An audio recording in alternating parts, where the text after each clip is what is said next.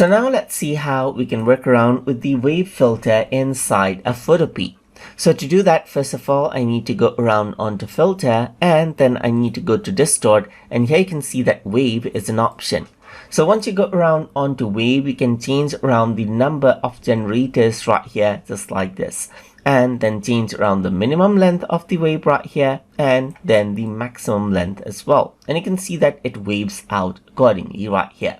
Apart from that, you can change around the minimum amplitude right here, just like this, and the maximum amplitude just like this as well.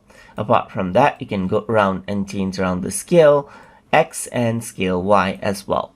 So the type of the wave right now is sine, but you can also change it into triangle, as you can see right here, just like this. And you can also go around and change it into square right here, just like this as well. So apart from that, you can also go around and repeat the S pixels right here, just like this.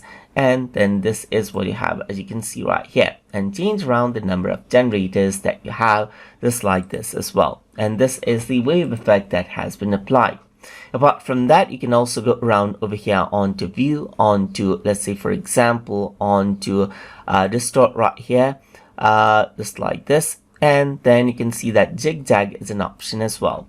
So once you go around onto zigzag, you can go around and change around the amount of zigzag right here, just like this, and change around the ridges around over here for the zigzag as well.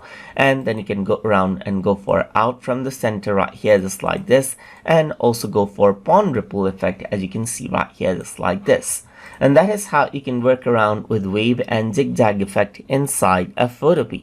So if you guys learned something as always, and as always, please like, comment, share, and subscribe.